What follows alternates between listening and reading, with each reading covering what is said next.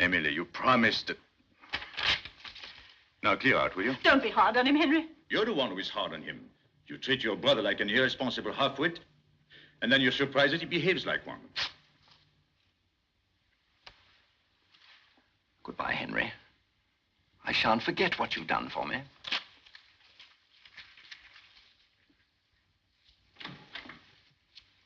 Oh, you're so unkind to him, and the poor boy's in such difficulties. Entirely through his own fault. I sometimes think he's the only person in the world who still cares for me. He was saying such sweet things to me before you came in. Here's the check. Henry. Oh, how can you? I'm sorry, my dear. No. Is this for the chemist? You never say anything nice to me because you don't feel it. You hate me, really. Now, Emily, please. No, don't even hate me. That'd be too much trouble. You're just bored and disgusted because I'm ill, because of this. Must we go through all this again? You can't bear to be near me. That's why you won't come to Matlock with me. But, my dear, I've told you, I'm too busy. Too busy? You're no more busy than Robert is. And Robert's just offered to take me in his car. But you can't go by car. It's much too tiring. It isn't a question of being tired. It's a question of being with someone who cares for you. You mean who cares for your money? Well, I don't care if he does. At least he doesn't wish I were dead, which is what you do. Emily, please. But it's sure you can't deny it. You do wish I were dead. Oh, I certainly shall if you go on much longer like this. Oh, I'm sorry. No, can't even listen. He's just said it in so many words. He wishes I were dead. Where are you going?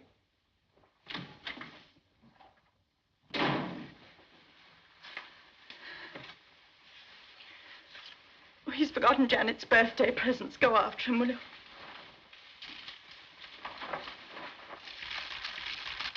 Bruce, the complete set and so beautifully bound. Hello, General. Look, Father. Oh, thank you, Henry. I'm so happy you like it. I can't make head or tail of it. Show me the thing Emily gave you. Isn't it lovely? They've spoiled me. I don't deserve You it. deserve everything you get. That's a fact, Maria. Spending your life looking after a wretched old crock like me. Father, please. Sacrificing herself when she ought to get married. I'm not worth it. I ought to be dead. Making everybody's life a burden. Now this girl of ours is going to leave us. Oh, don't worry about it, Father. It'll be all right. Very pretty. What news of Emily? That's what I came to talk to you about. Will you do us both a charity and come to lunch with us tomorrow? I'd love to. But why is it a charity? Blessed are the peacemakers, and we are in need of a peacemaker. Oh.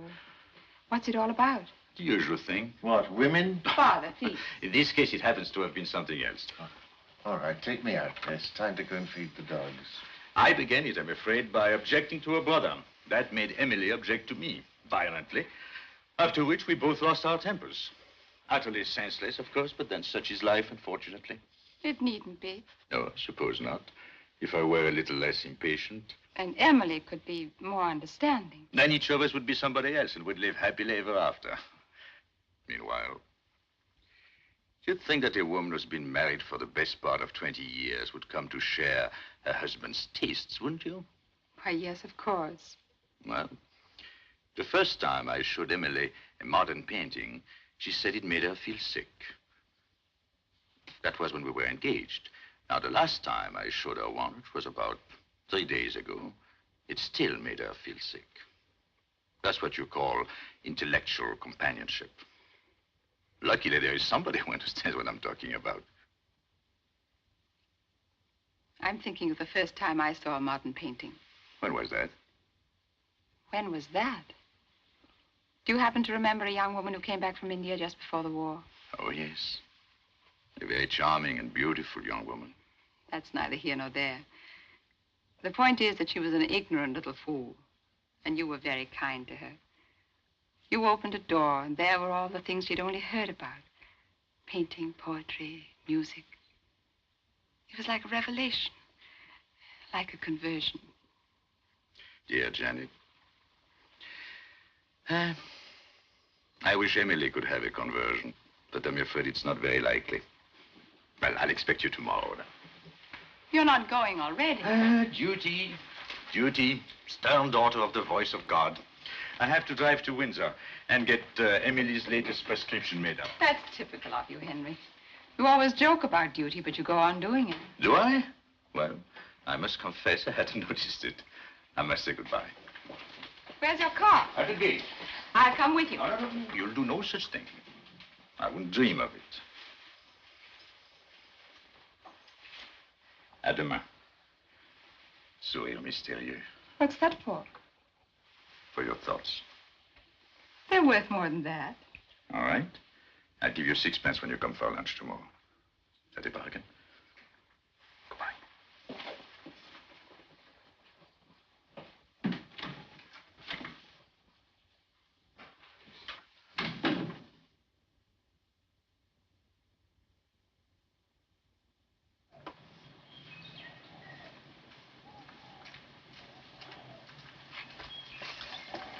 We'll go to the chemist's first, Captain. Yes, sir.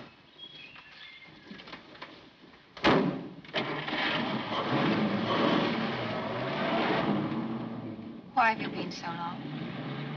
Couldn't help it, darling. I had to give Janet her presents. It's her birthday. She must be awfully old, isn't she? From your point of view, she practically has 1 foot in the grave. And from my point of view, she's a handsome young woman of 35. As a matter of fact, she used to be really beautiful 10 years ago. I suppose you flirted with her? Of course I did. Do you still flirt with her? Only in the most spiritual way.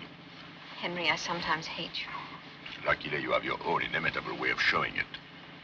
I know you don't really love me, but I don't care. I can love you enough for two.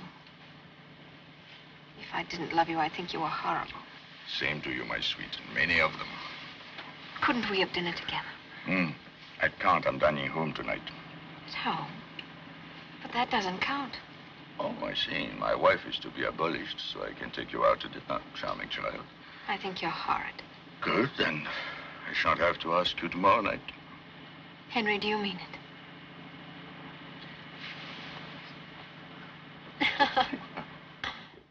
He's got no right to treat Robert like that. No right at all. But, my dear, you must admit that Robert's a bit, well, irresponsible. Well, at least Robert's got a good heart. Henry never thinks of anybody but himself. You're being unjust to him, Emily.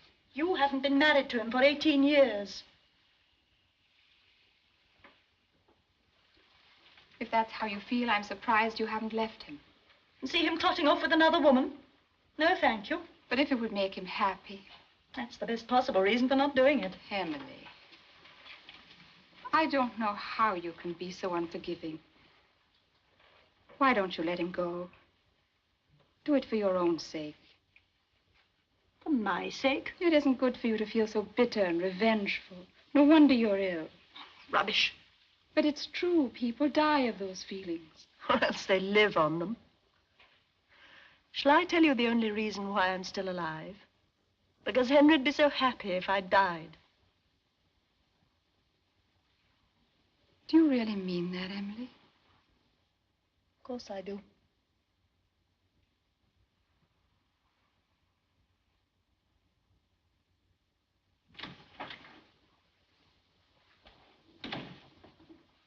You're early, aren't you? It's my afternoon out. And by the way, you don't mind if I'm a little bit late getting back this evening, do you? My sister's giving a party. Peas. I'm so bored with peas. Oh, well, I'll see if Cook has something else instead. Wait, nurse. Emily, you're having lunch with us. No, I won't see him. Nonsense. He'll say he's sorry and you'll forgive and forget, and then we'll have a nice little party to celebrate. Oh, all right. Send Maisie in to help me to dress. And I'll go and tell Henry.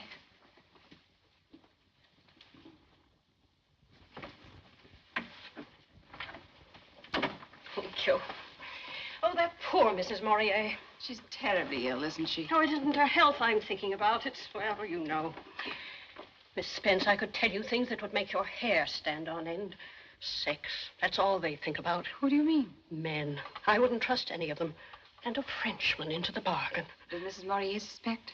I mean, does she think there's another woman? Oh, he's clever enough to keep things dark.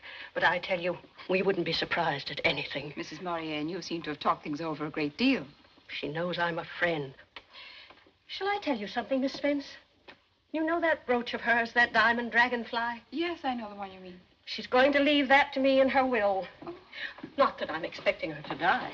Though, of course, it might easily happen with a heart in that condition. Hello, Henry. Well, what news? Peace or war? Peace.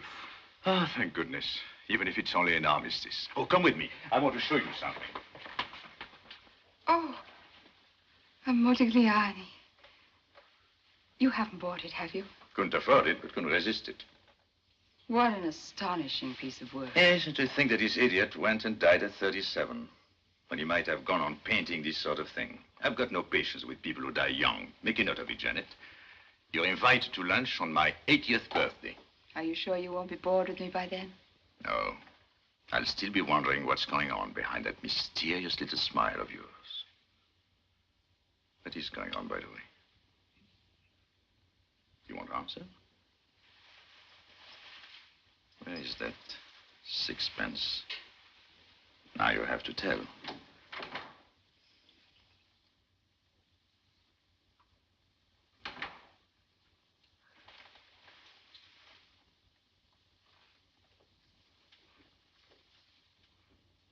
My dear, I wouldn't eat those red currants if I were you.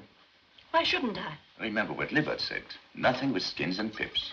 But I'm so fond of currants. That's no reason for making yourself ill. Don't be a tyrant. Of course, I believe in letting her have what she fancies. It does her more good than fussing about with diets and things. That's what I always tell Dr. Libert. All right. Have it your own way.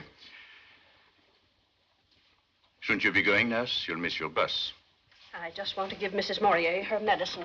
No, don't bother. I'll deal with the medicine. You run along. It's very kind of you, I'm sure. I probably shan't see you till morning, Mrs. Morier. I hope you have a nice party. Thank you. Goodbye, Miss Spence. Goodbye.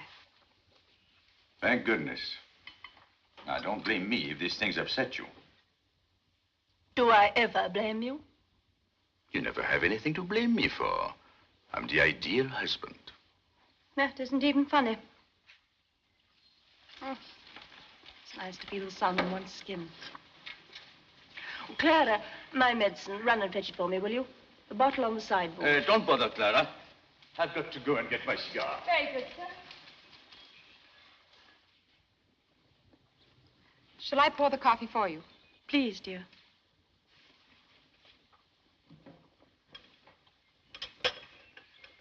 You take sugar, don't you? Rather a lot, please. Libert always gives me the most evil-tasting concoctions.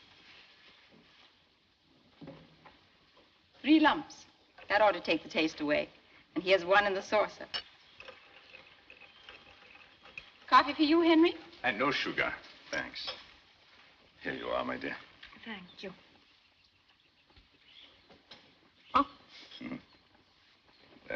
Oh, too revolting. Quick, my coffee. Thank you, Janet.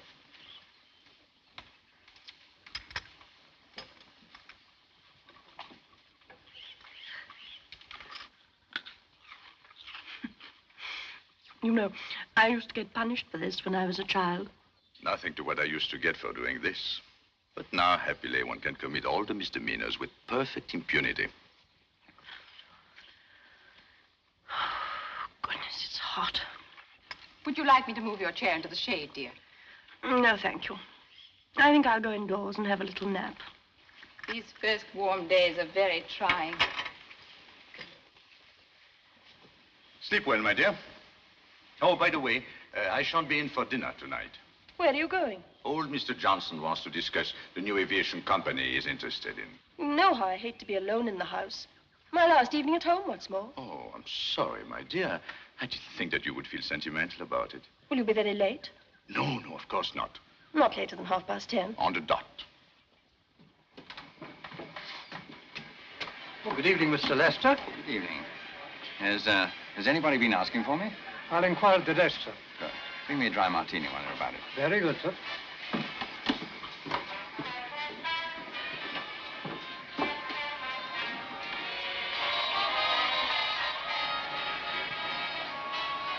Horrible, isn't it? There ought to be a law against those things. Don't you think so? I don't know. Do you like music? Not much. You don't? That's bad. Nothing for you at the desk, sir. You brought only 1. You can easily fetch a second. No, thank you. Thanks. Teetotaler as well as a music hater? added to all this, you appear to be practically dumb. Now, there's a good deal to be said for dumb women in every sense of that ambiguous word. In the first place... Hello. Sorry I'm late. I'm so glad you've come. There's a man here who's been bothering me. What? No, Henry. Your eyes do not deceive you. It is indeed your irresponsible and half-witted brother-in-law. Won't you introduce me to this charming young person? Doris, this is Mr. Robert Lester. Miss Mead. How strange life is, Miss Mead, to think that you're practically a member of the family. I must tell Emily about this new addition to the domestic circle. She'll be delighted. Excuse me, Doris.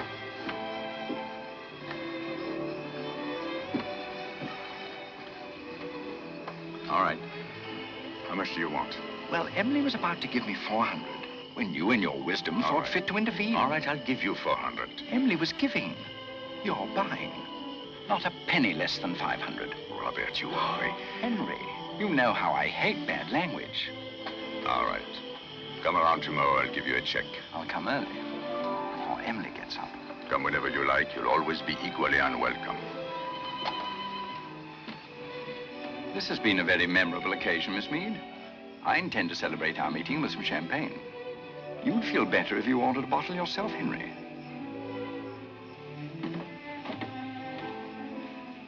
Is he really your brother-in-law, Henry? Yes, I don't want to do anything that's wrong. it will be all right. I'd rather give you up altogether, just because I love you so much. Oh, darling. Thank you, Doris. You make me feel almost ashamed. Robert was right about one thing, though. We need some champagne with our dinner. After all, who tells you the world is not coming to an end this evening? Let's assume we have only 6 hours before the last trump. 6 hours to make the best of.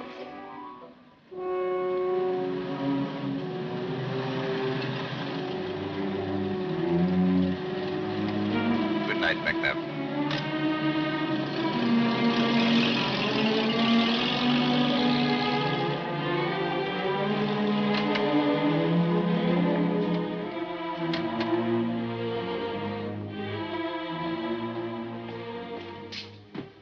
Libet. Is my wife ill? They tried to reach you at Mr. Johnson's, but there was no news of you there. Oh, no, I was detained. I had a breakdown. Your wife kept asking for you. I'll go up to her at once. I'm afraid it's too late. Too late? Yes, I suppose she's asleep. Mrs. Morier passed away about 4 hours ago. You mean she's dead? Unfortunately, I was not there when they called me. I arrived when it was all over. The only person who was with her was Janet Spence. Janet? Yes, the servant sent for her.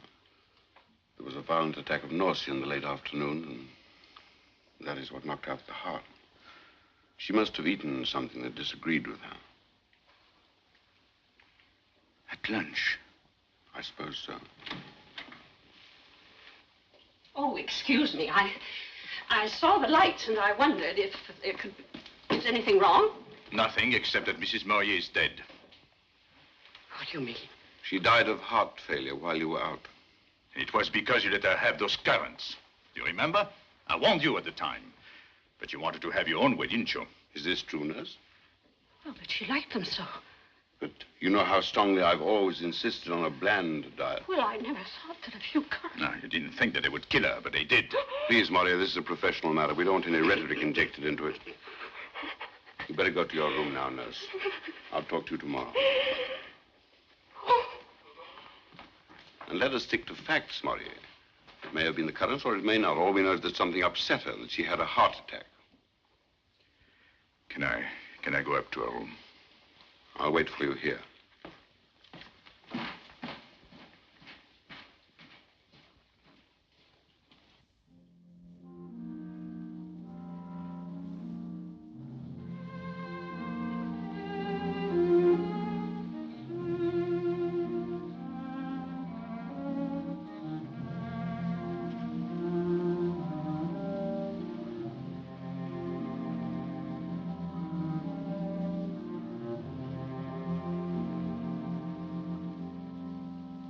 I've been nursing for 20 years. And this is the first time anyone's ever had anything against me. You mustn't take it so hard. Oh, he's trying to ruin me, Miss Janet. I'll never get another job. Nonsense. I couldn't wish for a better nurse for my father. That's very kind of you, Miss Spence. Did you know our nurse is leaving? Yes, I had heard.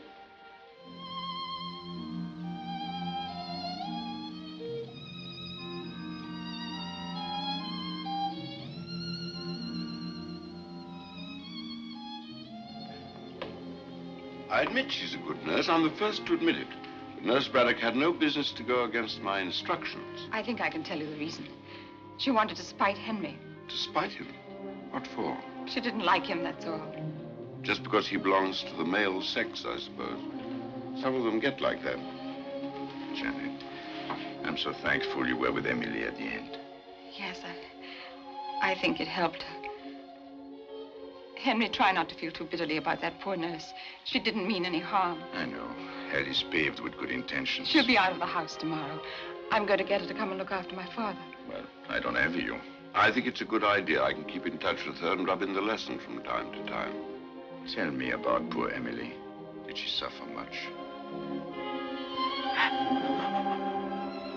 Janet, it's been too much for you. It was terrible. It was so terrible.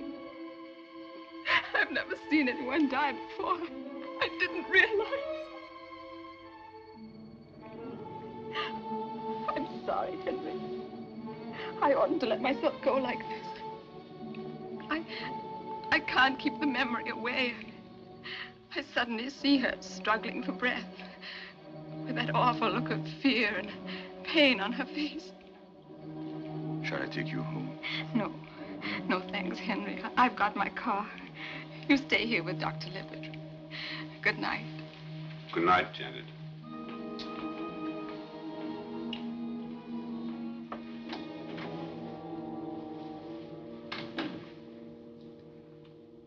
There's nothing to say, of course.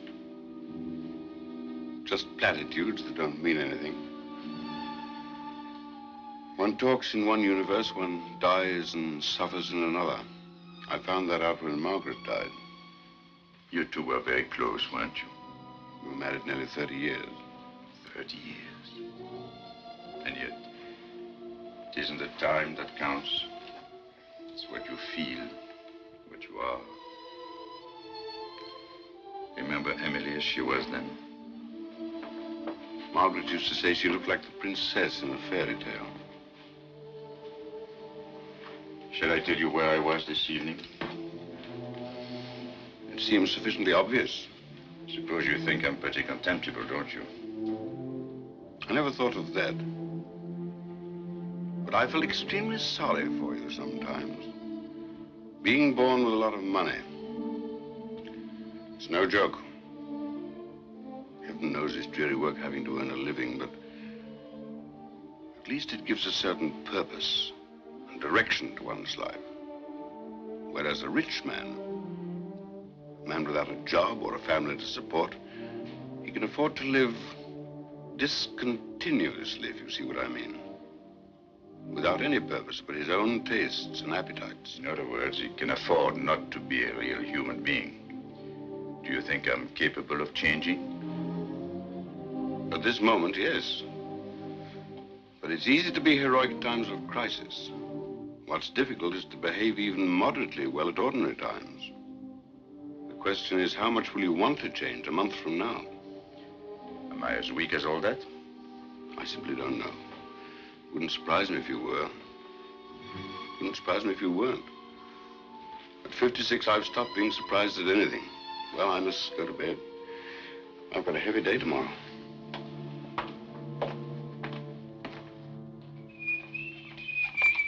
Be careful. I am being careful. Huh.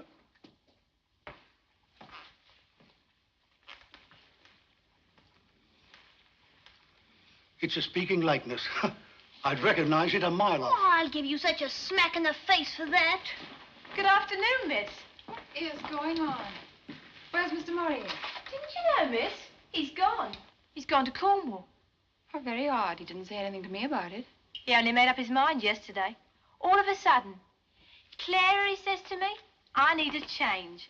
So I says to him... Did he say when he'd be back? No, but we're having the whole house repainted. You know how long that takes. And anyhow, Cook and Maisie and me have got 3 weeks off from tomorrow. Oh, lucky beggars. Wish I could have 3 weeks off. Come on, Jenny. What a sky. Isn't it wonderful? But you're not looking at it. No, I'm not. Volupté, fantôme élastique. Oh, stop it. I hate it when you talk French. I'm afraid you'll have to learn to put up with it. For better, for worse, in English and in French. Till death do us part. Darling, how much do you love me? How much? Let's see. I would say about 17 times as much as I love English cooking. No, this isn't a joke. You're perfectly right. English cooking is a tragedy. That's why we're starting for Paris tomorrow. Paris? Do you mean it? Unfortunately, I've got to pick up some papers on the way up to London. You mean at your house? Good. Then I'll have a chance of seeing what it looks like. No, you won't. You're going to wait for me at your Aunt Nellie's. But, darling... I don't want anybody I know to see us together. Not until we're back from abroad. You know as well as I do how they talk. But the servants are away. You told me so yourself. I know, but the house is full of painters. Not on a Saturday afternoon. And tomorrow is Saturday. Please let me come and have a peep at it, please. All right. Thank you, darling. Don't thank me. Thank yourself. Ce que femme veut, Dieu le veut. Woman's will, heaven's will. You know, I can't help feeling rather nervous. What about? About meeting your friends. About being Mrs. Henry Maurier. Sometimes I wish we could keep it a secret forever. That would be romantic, wouldn't it? You see, I left school when I was 16, so I don't really know anything. And look at the sort of people you go out to dinner with. Judges and admirals, authors. And then me in the middle of them. What do you expect me to do? Don't do anything. Just be. That's good enough. But after all, I'll have to say something. What on earth shall I say? Well, ask them what they think about the Einstein theory. Henry, you're a beast. You might at least pretend to talk to me seriously. After all, you've talked seriously to other women. Which other women? Miss Spence, for example. You're serious with her, aren't you? Oh, am I not?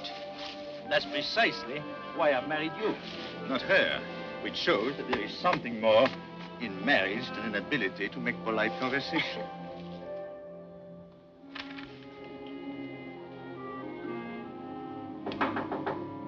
Oh, Janet.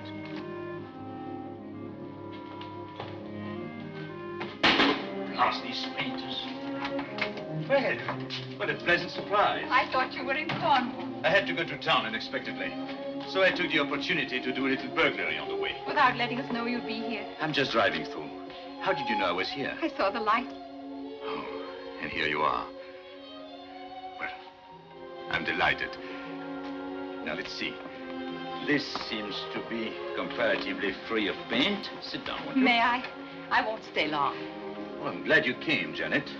As a matter of fact, it will save me writing a letter. What's this? Open it and see. But, Henry, it's Emily's bracelet. And Emily would want you to wear it. Me? I don't know anyone who has as much right to it as you do. Oh, no, Henry, I don't deserve it. Here, take it. But, Janet, she loved you. She'd want you to have something that would always remind you of her. No, I can't. Janet, I shall be offended if you don't take it. Offended? Do you want me to have it? Of course I want you to have it. I just felt it was too much. It's not nearly enough. It's really very beautiful. Do you mind if I finish off this little job while we talk? Of course not. How did you like Cornwall? Oh, beautiful.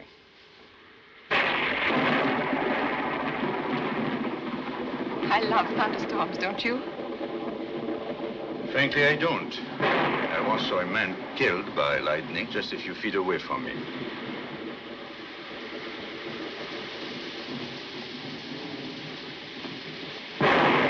Goodness, this is like the overture from William Tell.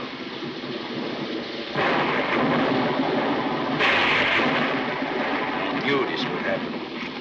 Heaven knows where they keep the candles. No, don't. You're spoiling it. Look at the trees, writhing and struggling as if they were trying to get free. But they can't. They're tied down. 1, 2, 3, 4. Less than a mile away. Listen, what a relief. What a liberation. Like someone that's had to keep everything locked up inside herself, and then suddenly she can let go. You must have known what that's like, Henry. Not what what's like. Poor Henry, you haven't had much happiness in your life, have you? Oh, I've done pretty well, all things considered. Health, money, books. Golly, how I hinted. You're quite right, Janet. I'm far from being happy at this moment. You can make a joke of it, but I know what you've been through. The isolation, the spiritual loneliness.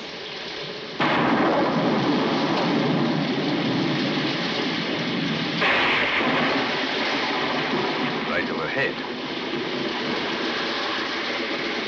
It's wonderful. It's like passion. Now, Janet. You've been reading too many novels. Passion. You know what I mean. Loving so much or hating so much that at last it breaks out in spite of yourself. Like lightning, like a thunderbolt, like the wind and the rain. Then woe to the man who comes out without his umbrella. You know, that always makes me think of Benjamin Franklin. Sending his ridiculous little kite into the middle of an electrical convulsion. Heaven knows why he wasn't killed. He certainly asked for it.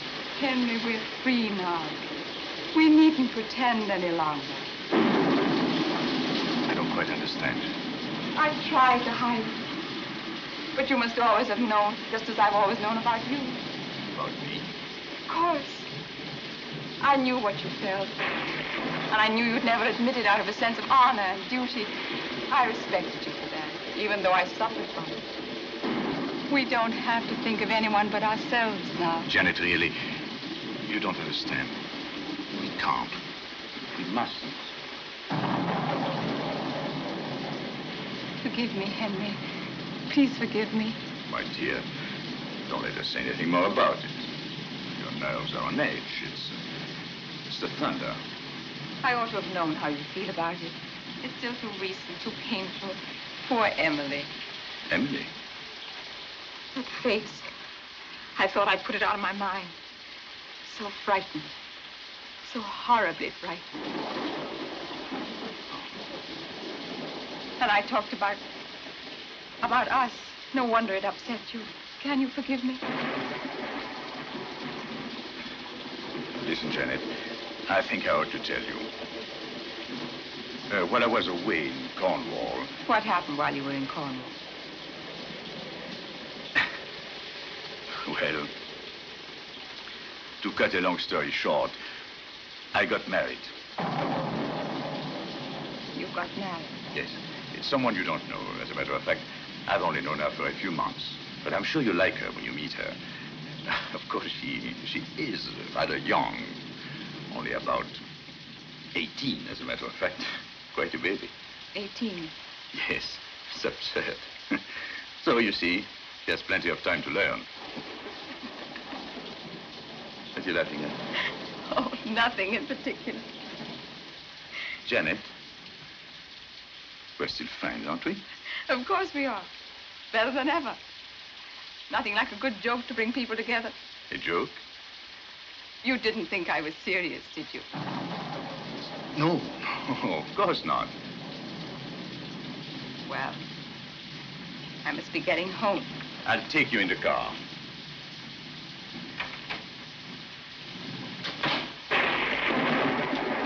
You should see the roads. I almost had to swim back from Aunt Nellie's. Oh. Doris, this is Miss Spence. You've often heard me talk about her. How do you do? How do you do, Mrs. Maurier? You know, it sounds too ridiculous for an old woman like me to be calling you that. Do you mind if I call you Doris? I'd love it. And you must call me Janet. Yes, Miss Spence. I mean Janet. Isn't she adorable? Well, I'll get my coat.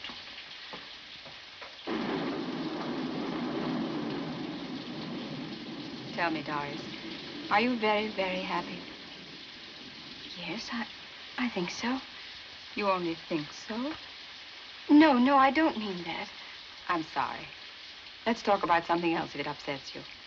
But I am happy, really and truly. It's just that, well, I'm not very clever. And Henry seems to know everything, you know, about art and things. Art and things? Oh, you sweet child. Well, here we are. I shan't be long, dear. Henry, please let me go with you. No, you stay here and change your shoes. But I don't want to. What's the matter? You afraid of the dark? No, afraid of something else. Can't you feel it, Henry? You must be very insensitive. Feel what? She's still here, isn't she, Doris? All right, come on. Let's go to the car. Well. Married, eh? Sensible fellow. High time this girl got married, too. You give her a talking to, Maria. Father. I'll do my best. Well, where is she? Take off that ridiculous hat. That's better. It's your mother when we were first engaged, the living image of her. Turn around. Yes, definitely so. Remember the picture of her in the riding habit? That's the thing she was wearing when I saw her first. Don't you ever write anything but a habit, my dear? Women aren't the right shape for breeches. Whereas in a riding habit, well, a man could still have illusions. And what's life without illusions? Nasty, solitary, brutish, and short. Women's legs are shorter even than life. Let's see you without that hideous mackintosh.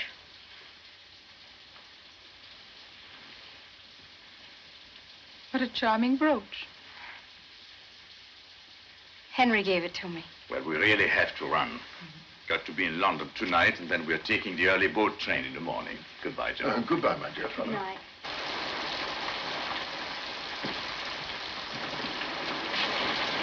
Good night. Good night. Good night. Good night.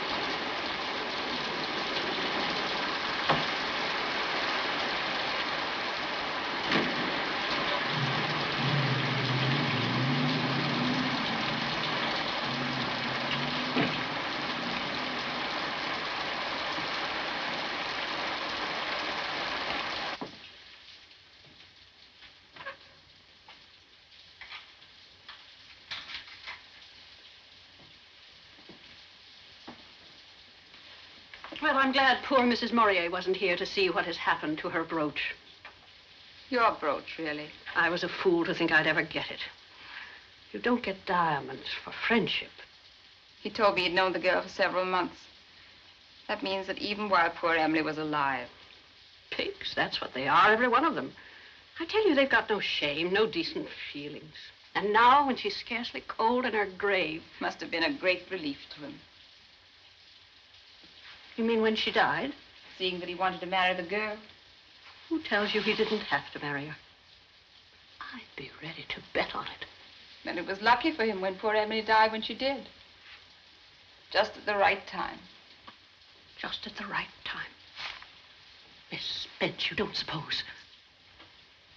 Suppose what? Why wouldn't he let me give her her medicine? Well, you're not suggesting... But that's ridiculous. That stuff he brought back from the chemist's. What stuff? Stuff for killing weeds. I happened to look at the label. I know what was in it. So that's why he made all that fuss about those red currants, just to give himself an alibi. You're not serious, are you? I certainly am. You're mad. It's unthinkable.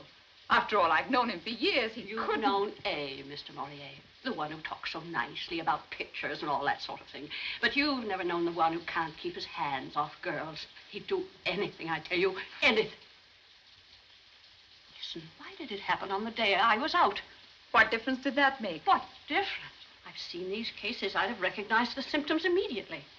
So what does he do? Chooses a day when he knows I won't be back until late. Till it's all over, in fact. And then he goes out himself, on the tiles most likely, with that girl of his. No, he wouldn't do that. Oh, yes, he would. And when he comes home, he turns on me and says I killed her with those red currants.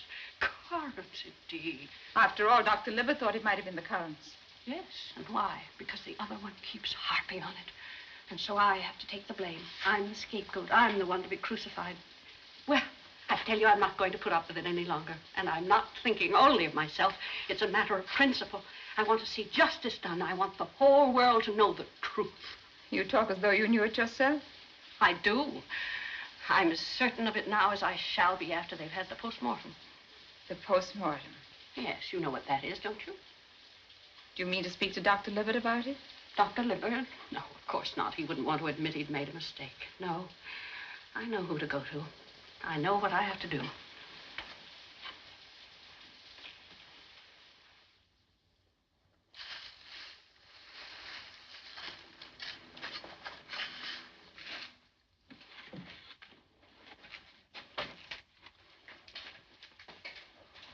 It's horrible, digging up somebody after they're dead. Just because there's some spiteful gossip. That beastly nurse of yours, I can't understand why you keep her. Now, dear, don't be unreasonable.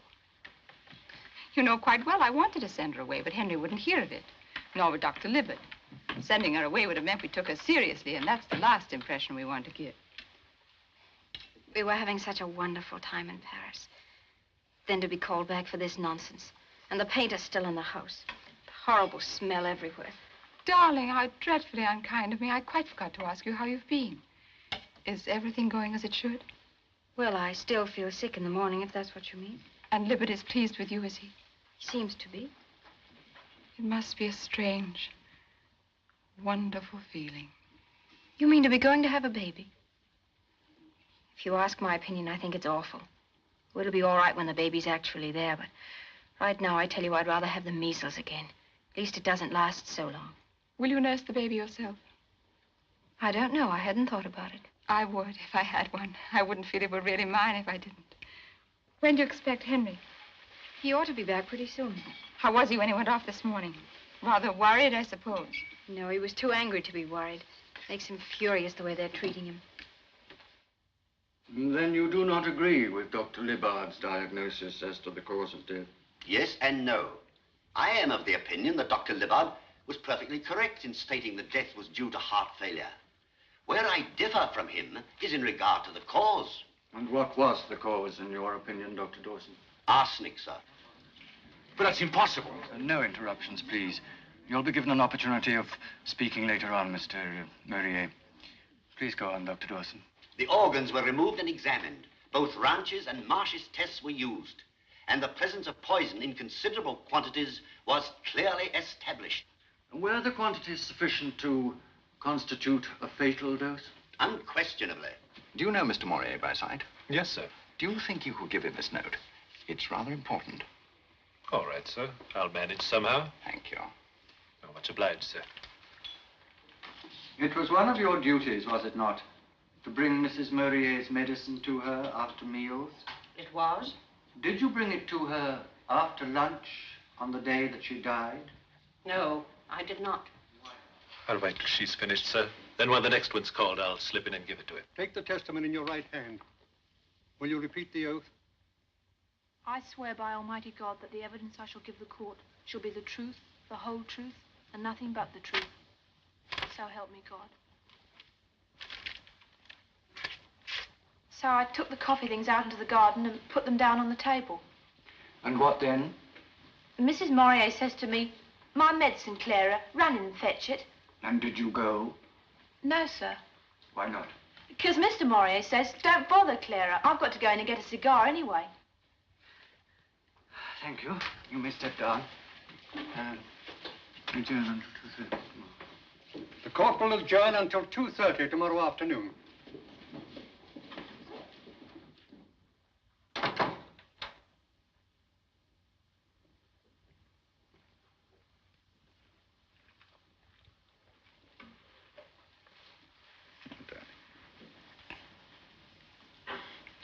It's too terrible. Yes, it's terrible because it's impossible. And yet it's happened. It's all my fault. I oughtn't to have let you love me. I knew we shouldn't have done it. But I cared for you so much. Darling, if they do anything to you, I shall kill myself. Don't talk nonsense.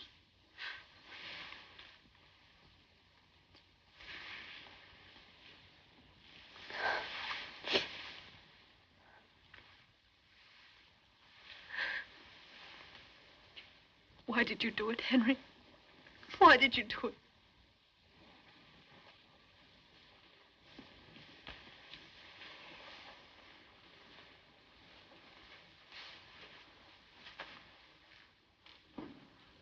seem to take it for granted that I murdered my wife.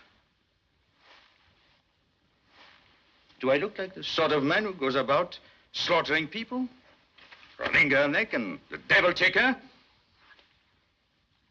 I suppose you imagine I was so insanely in love with you that I would do anything. Anything! When will you women understand that all one asks for is a little amusement and a quiet life? Instead of which, well, I don't know why the devil I ever married you. Why did any man in his right mind ever marry any woman, for that matter?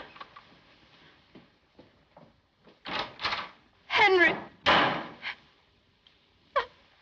Oh, no.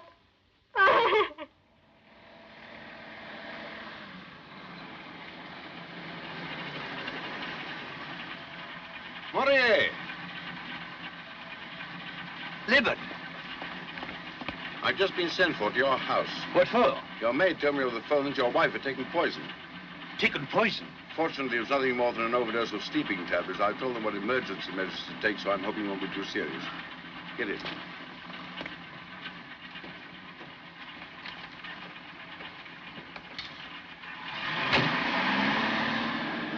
Is it the result of what happened at the inquest? Yes. Yes, that and other things. I got angry because she took it for granted that that I was responsible for what happened to Emily. I said a lot of things I shouldn't have said. I see. Libet, do you think I did it? No, I don't. Then how did it happen? One of them tries to kill herself. Perhaps the other succeeded. But why? Why? Ask yourself, Morier. If you were a woman, would you have been very happy as Mrs. Henry Morier?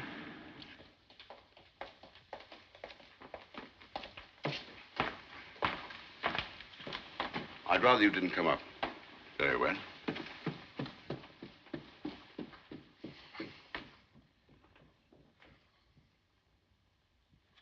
Well, that's that, young woman. 2 days in bed and you can do what you want. No more of this sort of thing, remember? What's to prevent me? Nothing except your own common sense and common decency. He doesn't love me. I don't want to go on living. Well, who cares what you want? Who's interested in your beastly little emotions? Why not think of somebody else for a change? I think of Henry all the time. No, you don't. You think of yourself in relation to Henry, which is a very different proposition. Thank you, Macy. You may go. And remember, if you wake up in the night with cramps in your intestines, don't blame Henry. It's your own fault entirely. There. You're quite right, Dr. Livett. It was wrong. I promise I won't do it again. Good girl. No, I'm not good. That's why all this is happening. Tell me, how can I help you? Well, in the first place, you must believe in him. Through thick and thin, in spite of everything. That's the first thing. Then whatever happens, you must be strong and calm. No tears, no harrowing scenes. They're just an indulgence, that's all. Some women cry as easily as a pig grunts. And they enjoy it very nearly as much. So don't do it. Don't do it. And finally, remember you're going to have a baby. That's probably the best thing that ever happened to Henry. So for goodness sake, don't let's make a mess of it. See who's here?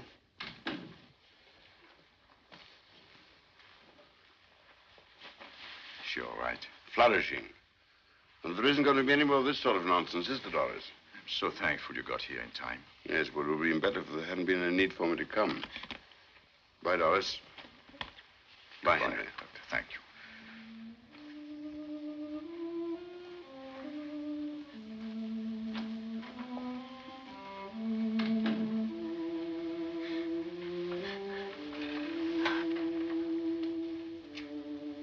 Can you forgive me, Doris? Darling, I'm the one who needs to be forgiven.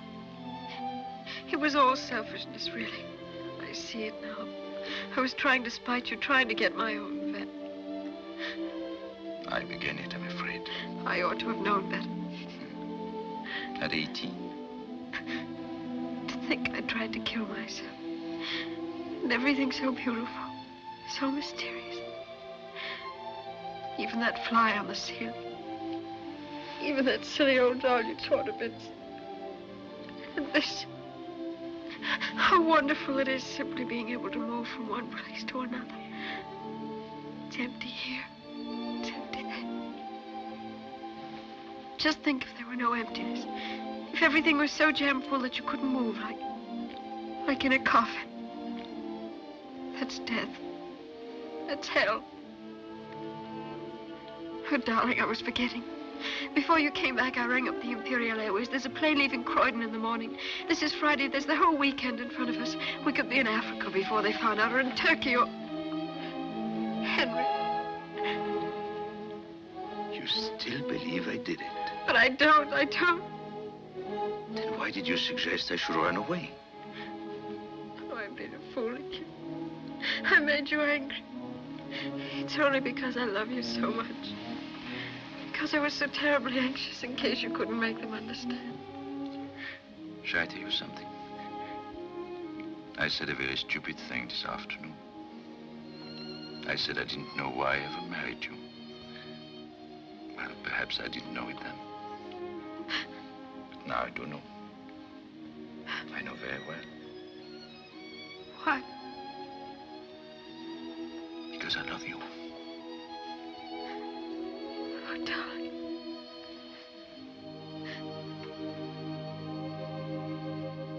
When the medicine was brought from the house, who poured it out? Nobody did. It was brought out in a wine glass. In a what? In a wine glass. Oh, I see. Mr. Murrier poured it out in the house. Yes. Could you see him pour it out? Not from where I was sitting. But of course, knowing Mr. Murrier as I do, I feel absolutely... Thank you. It's utterly unthinkable. I'm here to determine facts, Miss Spence, not to speculate about what is or is not thinkable. Thank you. You may go now. I propose to recall Mr. Murrier. Henry Morier.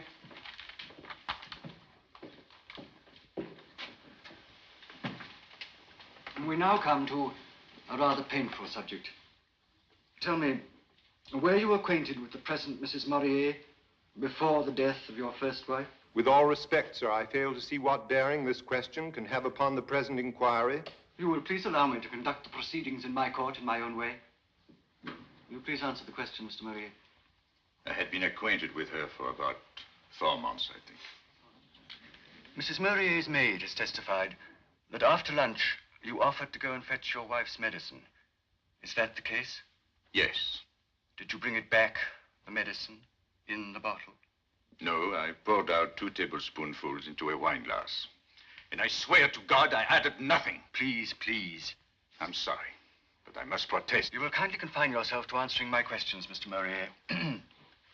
Was anyone with you in the room when you poured out the medicine? No. Clerk, you have the ledger there. Will you please show it to this witness? On the 4th line from the top, do you recognize your signature? I do. Messrs. Fillmore's records show that on the day before Mrs. Murrier died, you purchased a tin of weed killer. Is that the case? Yes. Are you aware that the weed killer in question is a powerful poison? Yes. Shortly before purchasing the weed killer, did you have a quarrel with the late Mrs. Murrier? Yes, I suppose you could call it that. Thank you, that's all.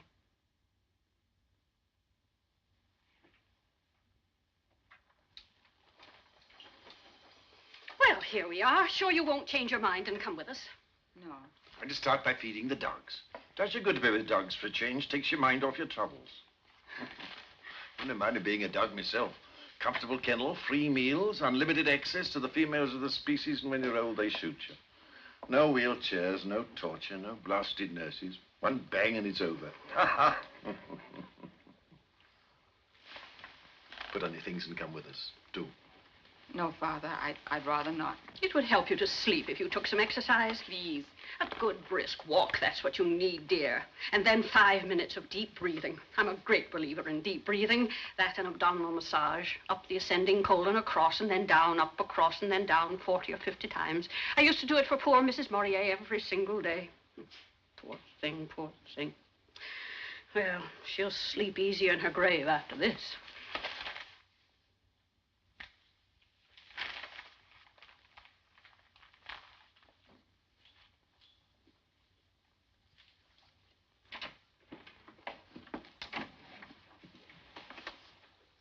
Hurry up. Quick. All right, all right. Have you got your bag of dog biscuits? We'll be back in time for tea. Don't let it get you down.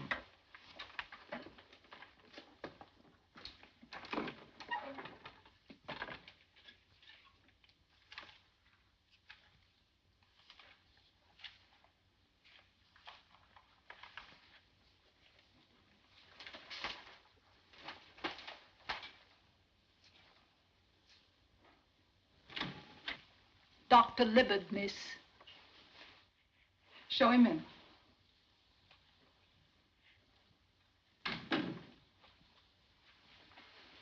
I just dropped in to see how things were going along. Father seems very well. He's just gone out for his walk. And you? Not much of a credit to your physician, I'm afraid. If I don't sleep tonight, I shall go mad. You've still got some of that stuff I gave you, haven't you? It doesn't seem to work anymore. Dr. Libbard, you don't know what it's like. Night after night. I can't stand it any longer. This wretched business with poor Maurier. Mustn't let it prey on your mind too much, you know. No, naturally, but... Well, I mean, one can't help feeling dreadfully sorry for him. Sorry if the light bothers you. Hold still just one moment.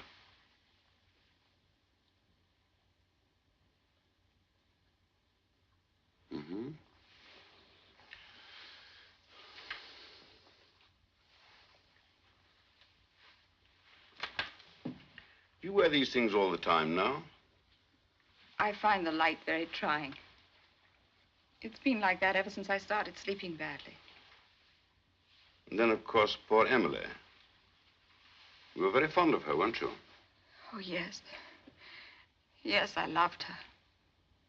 Well, wouldn't that account for all your trouble? Grieving over the death of a friend. And what a death. What a death. Suicide at the best, murder at the worst. And remember, Macbeth hath murdered sleep. Murdered it for a lot of other people as well as himself. Look what I found in the garden this morning. Give that here. Can't I give it to him? It's just a 4-leaf clover, that's all. Was against the regulations. But I don't see any harm in it.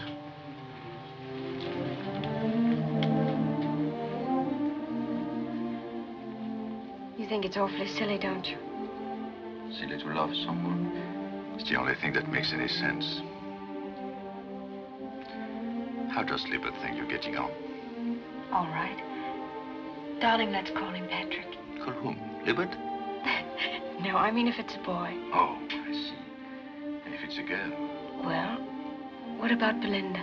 Oh, no. No, there I draw the line. But it's such a pretty name. Do you see me running after the child in Kensington Gardens and yelling, Belinda, Belinda? There are limits, my dear.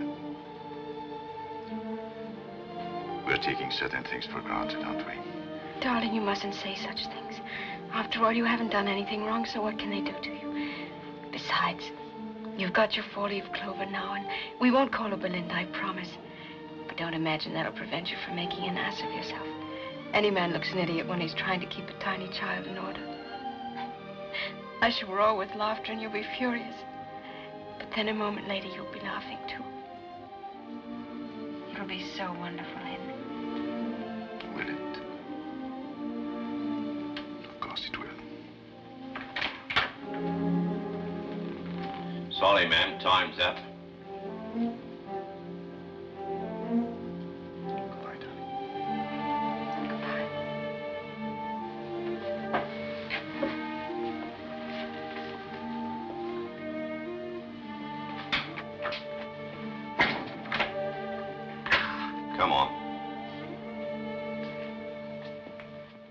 When When driving the car, did you ever observe signs of intimacy between the accused and the present Mrs. Morier? Yes, sir. There was considerable embracing. Silence! Silence! On more than one occasion? Yes, very frequently, sir. I have no questions to ask this witness, my lord.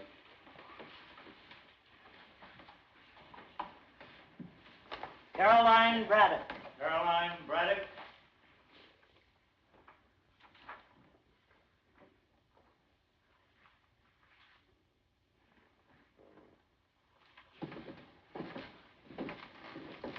Janet. Sorry if I frightened you. Have they called you again? No, I've been sitting in court with Doris. Do you think... I mean, how is everything going? Not too well, I'm afraid. You mean for Henry? Yes. They're all coming home to roost, every one of the follies he ever committed, and goodness knows there were enough of them. Do you remember in the gospel, men and women who were possessed by devils? I sometimes wonder if that isn't the only plausible explanation of some of the things we do. Things that we know are against our own interests, things that are obviously wrong and idiotic and suicidal. And yet we do them. Or is it somebody else inside us that makes us do them? If it's somebody else, then we wouldn't be responsible, would we? I think I'd better get back.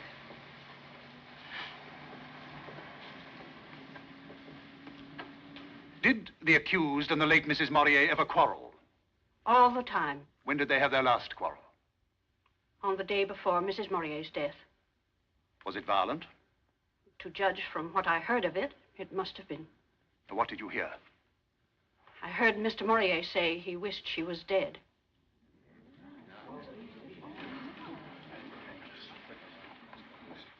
The day before she died, of poisoning, remember, the deceased wrote as follows. Robert, darling, here with the check Henry tried to prevent you from having. He was horrible to me after you were gone. He said he wished I was dead. I can't see you tomorrow, but come the day after and we'll decide definitely about the journey. Ever your affectionate Emily. Now, did you see your sister again after you received this letter? No, I didn't. She wrote it on Tuesday afternoon. I got it on Wednesday morning. And on Wednesday evening, she died. When she was taken ill that night, the servant sent for you, is that correct? Yes. Did you see Mrs. Morier alive that night? Yes, I was with her till the end. Was she unconscious at the time you came? No, she was fully conscious. Then she was able to speak? Yes, she was able to speak. Did she say anything about poison? No. No, she didn't seem to realize she'd been poisoned. Nothing to indicate that the poison was self-administered? No. Nothing. Now, what are the motives for the crime? There were two of them. Among the lowest and most contemptible of all human passions. Lust and avarice. His wife is rich. She has made a will in his favor. Her life is heavily insured. And now to the lure of money is added the compulsion of another, even stronger passion. When his wife falls sick, what does this man do? Does he sit beside her bed to comfort her? Does he devote himself to alleviating her sufferings? No. He wanders abroad in search of low and criminal distractions. He finds a young and innocent girl. He flatters and cajoles her. He dazzles her with the display of his wealth and fascinates her by his knowledge of the world. True, he denies the fact of his adultery, but nevertheless, he cannot deny the fact of his infatuation. The unhappy invalid at home is unaware of what has happened, and yet how terrible for her are the consequences of that infatuation. Her presence becomes increasingly irksome to him. Her very existence is a threat to his pleasures. More and more, he wishes her out of the way, and at last, that wish is translated into action. The poison is bought.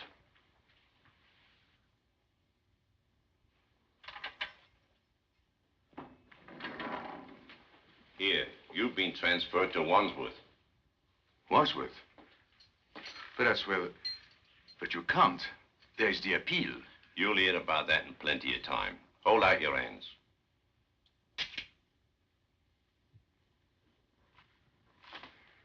Poor devil. Vengeance is mine, saith the Lord. I never was so glad of anything in my life. But I have some wonderful news for you, Miss Janet.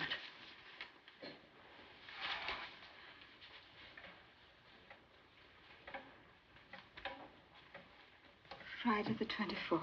Aren't you pleased? You'd better go, Nurse Braddock. Oh, very well, but I thought you'd be pleased. After all, when a criminal gets his deserts... That's enough.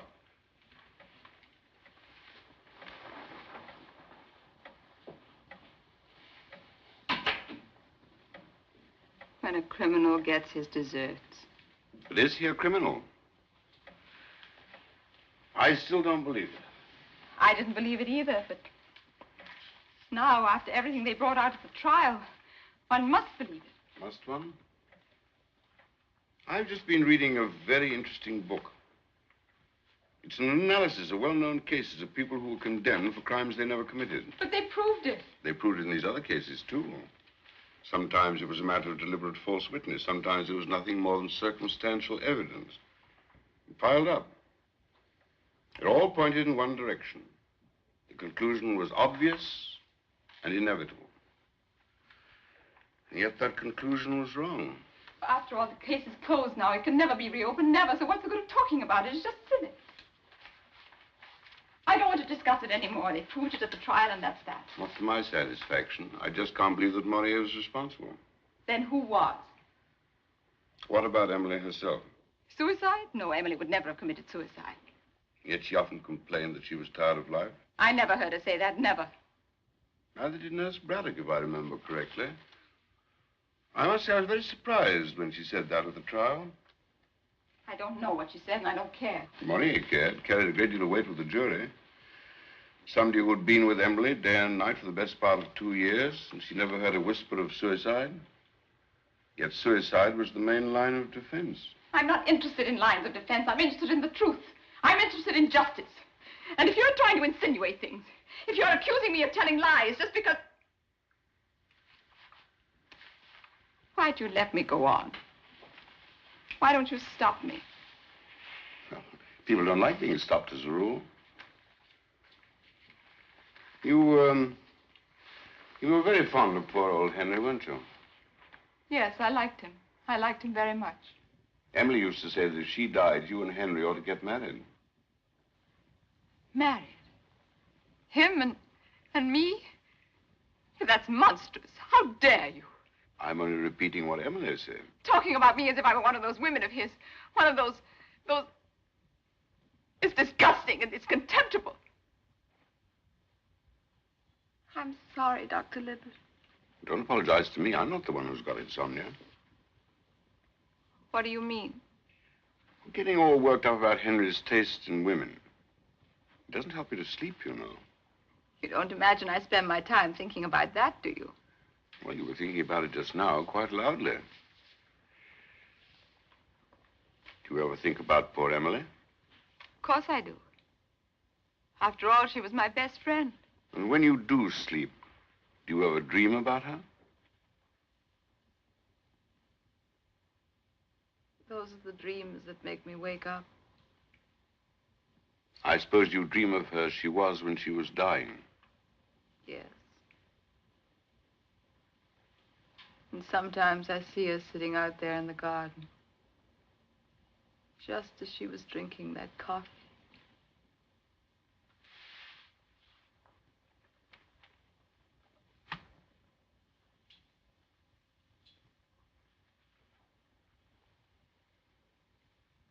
I thought it was the medicine he was supposed to have put the poison into. Yes, of course, the medicine.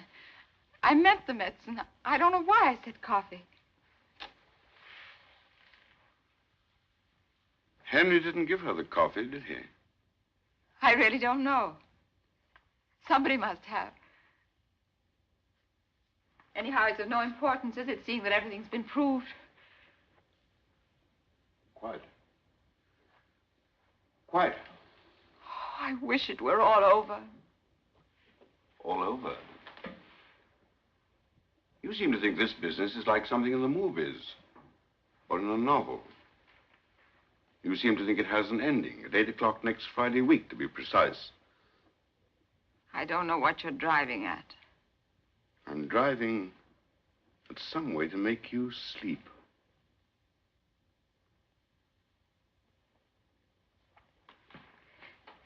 Well, this has been a very interesting talk, Dr. Libby. But whether it's going to cure my insomnia, that's another question. Personally, I put more faith in sleeping tablets. Janet, do you remember meeting a young Dr. Farton at my house this spring? Yes. I've known him ever since he was a boy. He's a very nice fellow, kind, sensible, conscientious. And he's turned out to be a first-class psychiatrist. No, thanks. I don't want to go to a psychiatrist. You want to get well, don't you? I'm not ill. Not that way. I know you.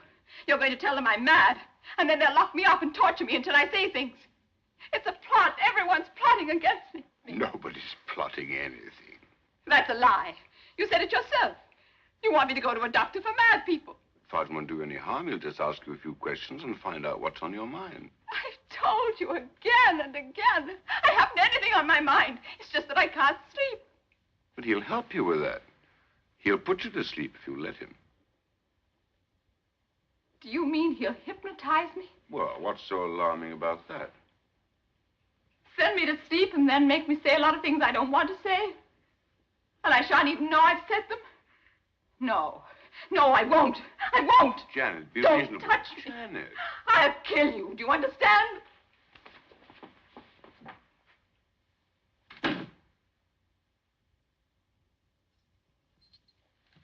Miss Spence to see you, Maurier.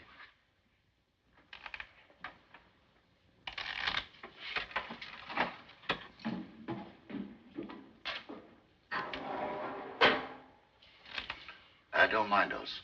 Carry on as if we weren't here.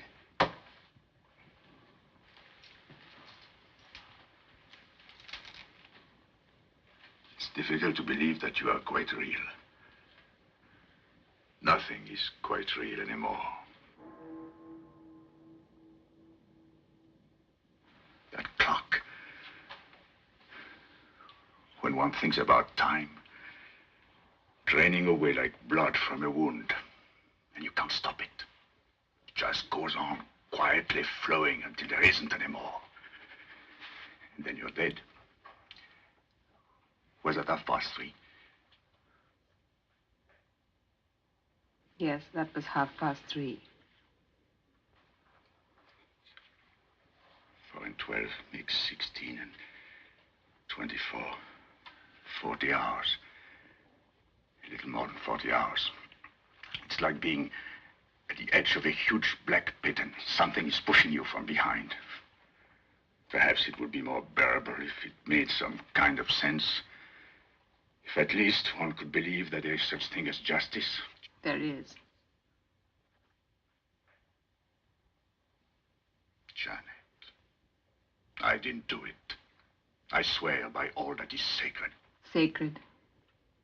What is sacred? Do you remember that night? That night when there was a thunderstorm. We talked about Benjamin Franklin, you know, sending up his little kite to attract the lightning. A sort of scientific, practical joke. Well, sometimes the joke comes off. Sometimes the lightning comes down the string and then, well, people get killed.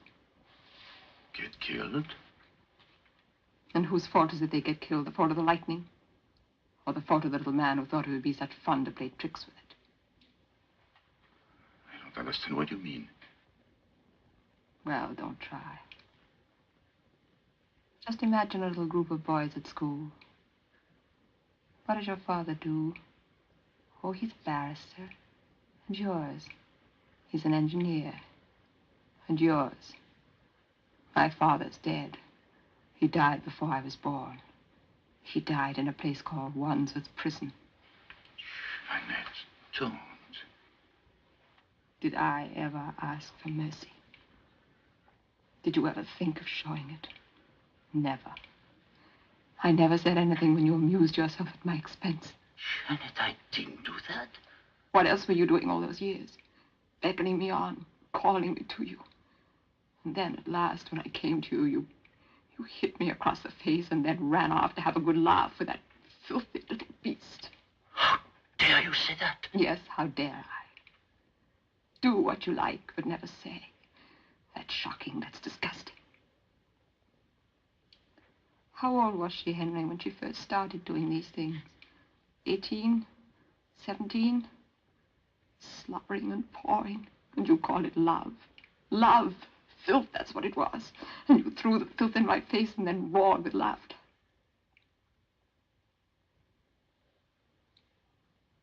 Why don't you go on laughing, Henry?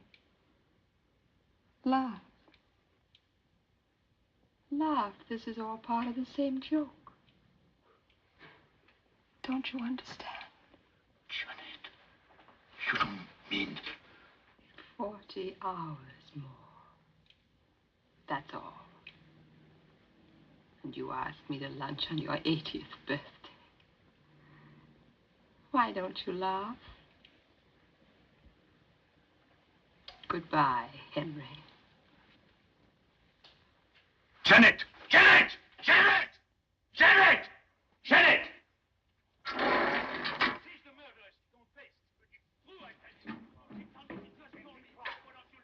She was the one.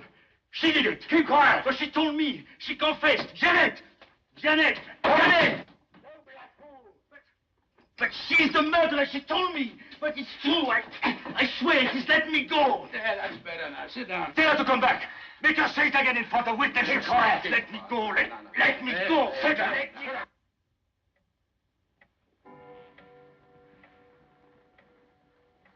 go. Time passes slowly.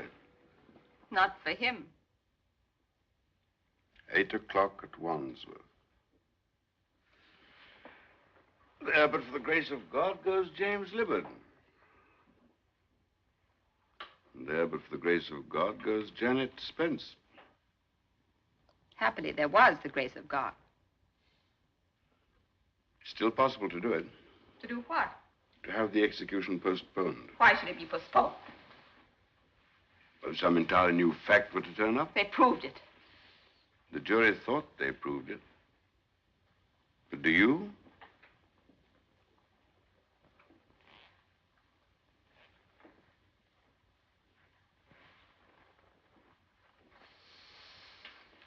Of course, you know the basic reason why poor Emily was so dreadfully unhappy. What was that? Because she wouldn't accept the facts as she found them. She was an invalid. She'd lost her looks. She wanted to be treated as though she were young and pretty. What has that got to do with me?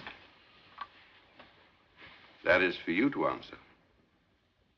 I'm only pointing out that it's possible to come to terms even with the most terrible facts. Old age, sickness, death.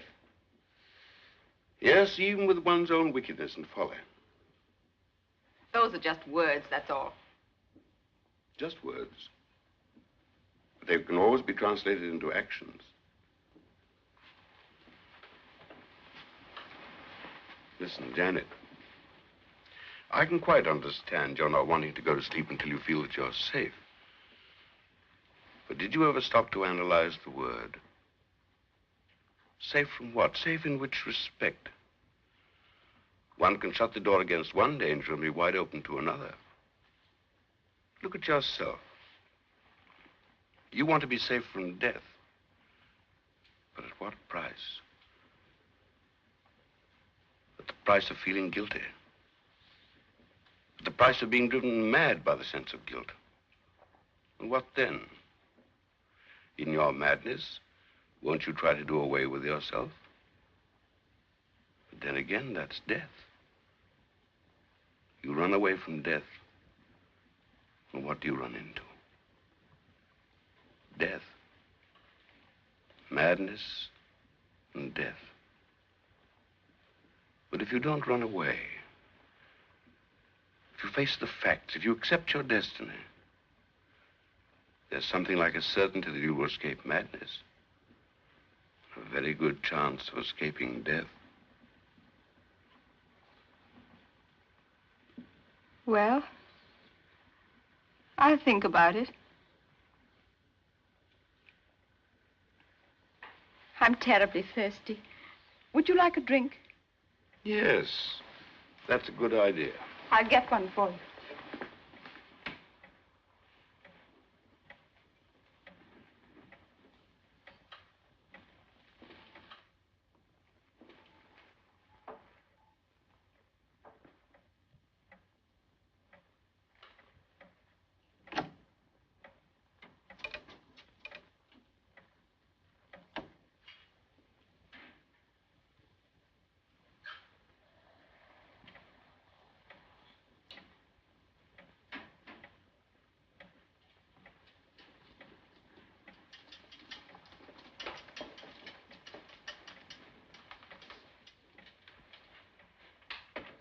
Kali, isn't it?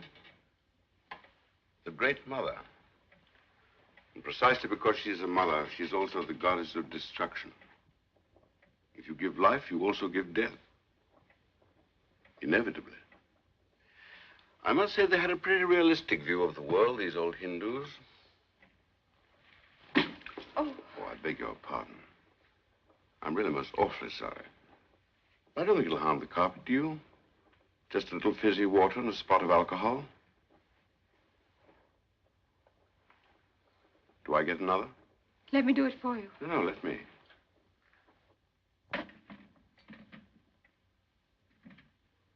That's Emily's bracelet, isn't it? Yes. I thought I recognized it.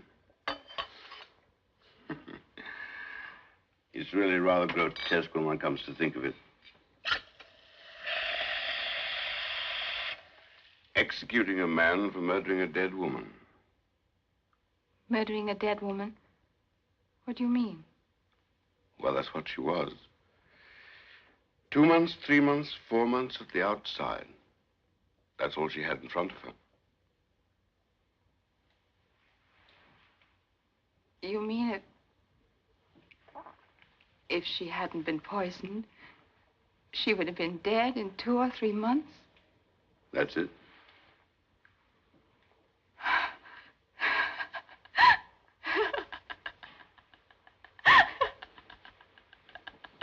What are you laughing at? I don't know. Nothing.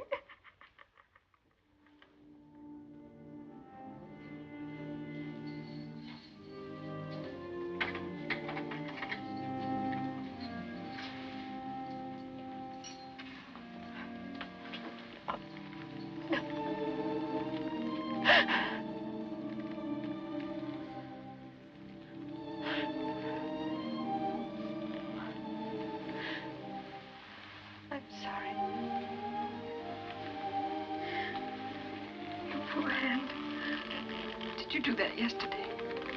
Yes. I did it yesterday. Darling. I want to tell you something. It happened to me last night, quite suddenly, in the middle of a paroxysm of rage and despair. It was like actually hearing a voice. Only there weren't any words. There was just a kind of absolute certainty. A certainty. I knew that everything was finally all right. I knew it. It's true. Of course, one's got to face things as they really are. One's got to forget what one would like them to be.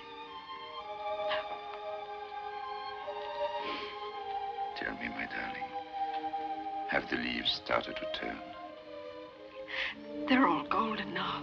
Even the beech trees. I remember when I was a little boy, walking in the beech woods. I used to pretend that dry leaves were heaps of money, knee-deep in gold, like the Count of Monte Cristo.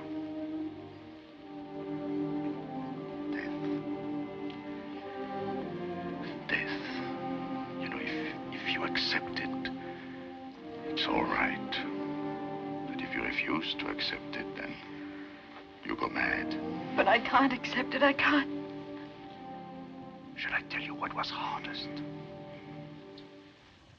Accepting the fact that I shouldn't ever see you again. I wish I were dead. I wish I'd never been born. There's nothing to do with one's wishes. After all, we did not ask to be born, but we've got to put up with life. Even if we don't like it, even if we can't understand it. And mind you, we can never understand it while we are actually living it. Life has to be lived forward, but it can only be understood backwards. So, there it is. That's what I suddenly understood. And meanwhile, what was I doing? The exact opposite of what had to be done. Knocking my hands to pieces, driving myself mad, raving against the injustice of the thing. But it is unjust. From the outside, yes, from other people's point of view. But you know, if you accept the injustice that's been done to you, if you say to yourself, well, this is what has happened, and I put up with it, I actually will it. If you can do this, then in some strange, mysterious way, the nightmare makes a kind of sense. I know it's difficult to explain, but it's true. Oh, before I forget, I want you to promise me something. Don't see too much of Janet. Don't let her have anything to do with the baby. But darling, she's always been so sweet to me. I know she has. But all the same, will you promise? I promise. I could tell you all the reasons, but it would take too long. Besides, what's the point? Let the dead bury their dead. Why bother about the past? I'm glad you didn't come to see me yesterday. Why? Yesterday, I should almost have hated you. Hated me? Yes, hated you for being free, for having all your life in front of you, whereas I was here a few hours. You love me, don't you? And I love you, Doris. And love casts out fear. Of course, it also works the other way around. Fear casts out love. Yesterday, there was nothing but fear.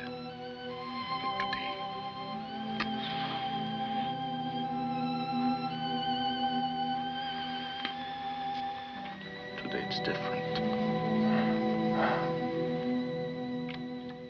2, 3, and then look at the 4th. Another queen. Let's see what I can do. Jack of clubs. Oh, my goodness. Well, here goes. Mine, all mine. You're no good at all. Well, I'm not clever enough. This is a game that requires intellect. Are you ready? Mm-hmm. At last, a king. 1, 2. I'm finished. I'm done for. I owe you 10 million pounds. 11 million. 11, is it? Oh, well. Well, anyway, here's 6 on account. I'll pay off the rest by installments, 2 a week until the last judgment. Agreeable?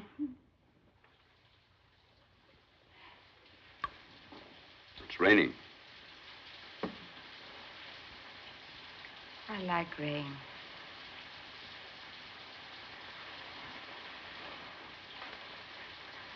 I like it when it rains really hard.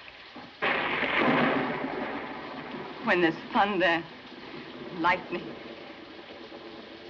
Oh, that girl. It's too horrible. I hate him. I hate him.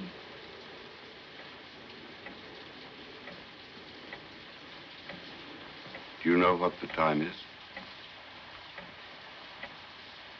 Only 2 minutes.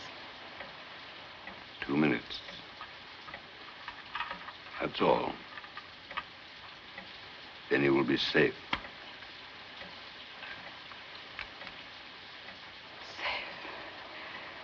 I'll be safe.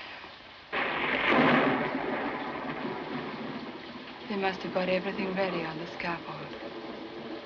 A rope, straps. And now they're going down the stairs. There's the governor of the prison, the chaplain. They're walking along the corridor. It isn't far, just a few steps. They're at the door. Someone puts a key in the lock and turns it. The door opens and there he is. There he is.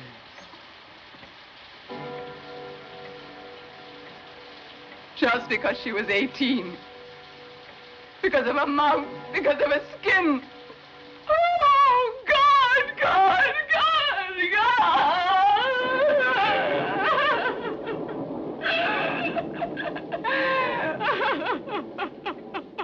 It's all over. No need to worry anymore. You're sleeping now. Hold still.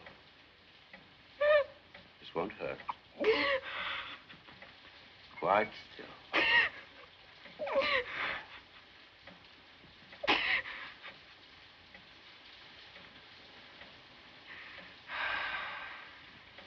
Let yourself go. Feeling comfortable? Yes.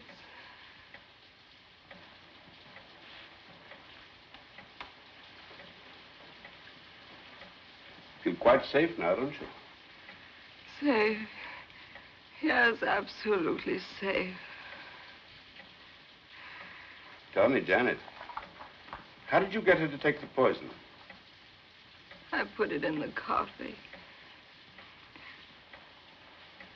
You thought he would ask you to marry him, No, I don't want to talk about it. It's true, isn't it? I can't tell you. You thought that he loved you as much as you loved him. It's too awful. It's too humiliating. All right. I won't torment you anymore. You can sleep now. Deep sleep. Warm, soft, dark. Like black velvet. Think of black velvet and black fur. No light coming in. No dreams to interrupt you. Just sleep.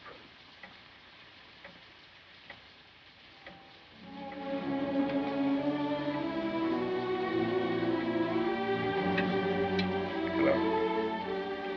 Give me 12, please. The Battersea 6160.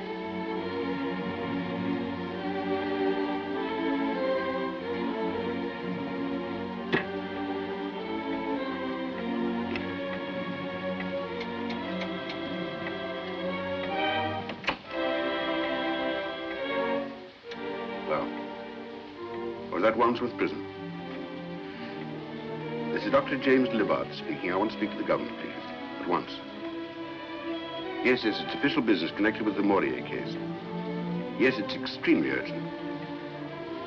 All right, I'll hold on.